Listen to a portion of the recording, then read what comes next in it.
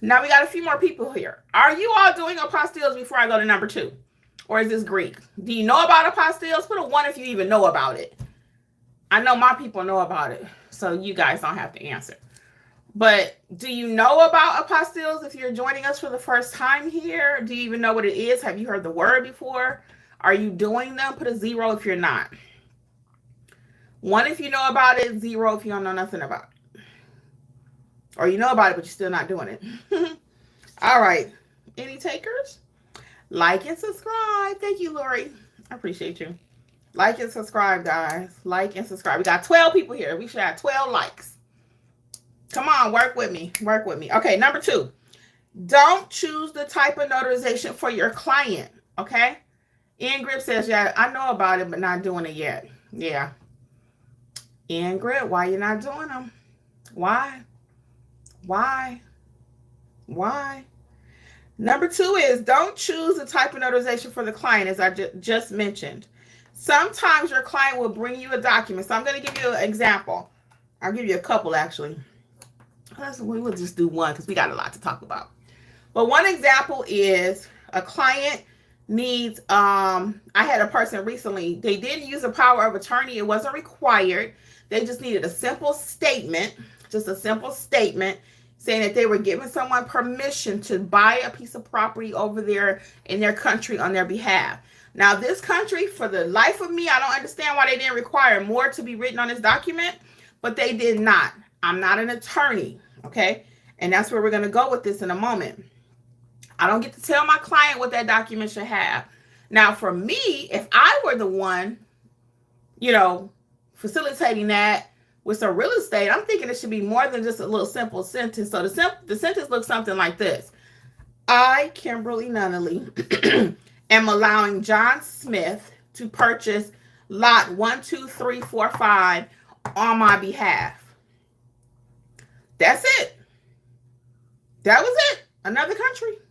That's all the sentence that's all that was required. Thanks for the likes, guys. That's it.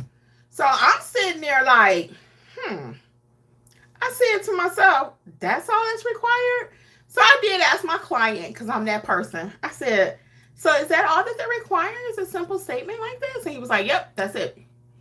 So we made sure the statement was exactly like they told her to write it, right? But it didn't have any notarial wording on the statement, okay? It had 0 notarial wording on the statement.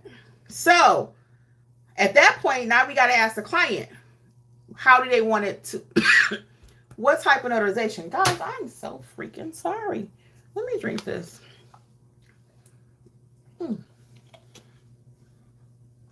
I'm not the only YouTuber that goes live and then your throat is scratchy or itchy or whatever. I'm like, what is that? So anyway, sorry. So, so back to the story though. So that's all they required. No notarization on there. So now at this point, the client has to make the decision. The client has to make the decision. Is it going to be an acknowledgement or a jurat? Okay? The client has to make that decision. So you don't want to be choosing notarizations for your clients on any documents. If they bring you, what else? A reference letter is another common one that doesn't have notarization, any notarization wording on it.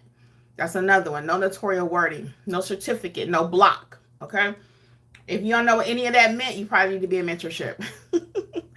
I'm just saying. Okay? So in that case, your client has to make the decision. You should not. If you do that, you are practicing law. You are practicing law. It's called the unauthorized practice of law. And you do not want to be guilty of that, okay? Because what if you tell that client, well, you know what? You need a jurat. You need an acknowledgement, right? And then they do what you tell them to do. Then what happens? It comes back for some reason, right? It could happen. Now, the chances of it coming back to you once it's in another country, okay? Not because of that, because the other country don't typically know what's required on a notarization. But you should know as a notary that's notarizing like a pro, okay? Because we don't do nothing half-stepping over here. We are notarizing Like a what, people? Like a pro. Okay? So let's see. Let's get some comments. So in grips. Oh, hey, GG Solutions. Welcome, welcome. In grip says renewing my license next week. It expires 12/15/25. Yeah, so in our state, they let you do it 90 days ahead of time. So you're going to do it August, September, October, November, December. Your state will allow you to do it almost 4 to 5 months early. They could, I don't know, but in my state, it's exactly 90 days. It ain't 91, it ain't 92, it's exactly 90. All right, so again, you don't want to be picking notarizations for your client. It will affect the apostille when you take it to the Secretary of State. Okay, how will it affect it? If there's nothing written there, then it won't be apostille because you got to have some notarization wording on there. Okay, that's just facts. Now let's go to number 3. Number 3 is do not skip the notarization step. Okay, a lot of times people figure, well, I'm going to take this document to the Secretary of State, right? And the Secretary of State is going to put the apostille on it. So there's nothing for me to do as the notary. Okay? That will be the case sometimes, depending on the type of document. Okay? But in most cases, a document that's being apostilled must have a notarization on it. Okay? So, again, you want to know how to properly notarize, in my personal opinion, before you start becoming an apostille agent. Okay? Now, it's not sexy. I know most of y'all just want to get out there and start charging $200 per page, $300 for 2, for, et cetera, et cetera. But I'm always going to tell you the right way. I'm always going to tell you the right way. That's how I've been here so long. Okay, we're going to do it the right way. We're going to do it like a pro. And a pro would say, know what you're doing before you start apostilling or facilitating documents to be apostilled. Okay? Now, another reason I say that is because I had an example. I told y'all a couple months back, I did an apostille for somebody. I was getting married outside of the country, a destination wedding, right? Single person affidavit. But the notary that did the notarization, their stamp was expiring in 3 days. The wedding wasn't going to be for we didn't know when. I asked the guy, I said, when are you getting married? And it really didn't matter because I knew it wasn't going to be 3 days from now because he's still here with me in Georgia. Okay? So this is another reason why I say you have to know how to properly notarize. You have to notarize like a pro before you can apostille like a pro, ink fingerprint like a pro. Anything else, you need to know how to do it right, okay? And this is not something you're going to find anywhere else because most people say, well, just buy my apostille course. And I have an apostille course. You can check it out, 60% off. Use coupon code WIN2025. But I'm also going to make sure you know how to properly notarize. So you probably need to get notarized like a pro before you can master apostilles. So some people want to skip steps. You can't skip steps. You cannot. If you're baking a cake, the cake says add 3 eggs. You don't have any eggs. Now, a lot of times I've had that happen too. I'm like, okay, what can I use instead? I don't have any milk.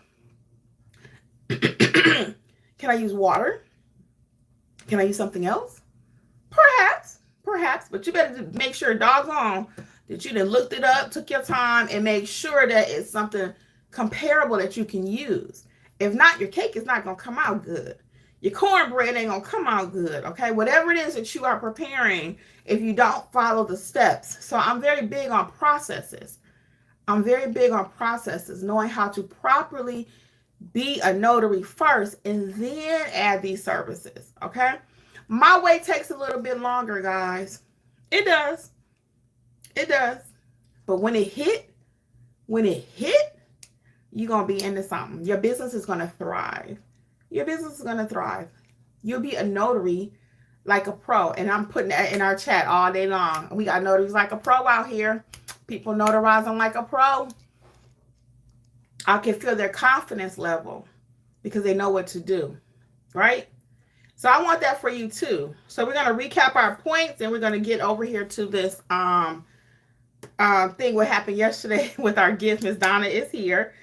And really quick. So let's recap really quick. So you are not going to be telling your clients that you are going to do the apostille because it's going to confuse them.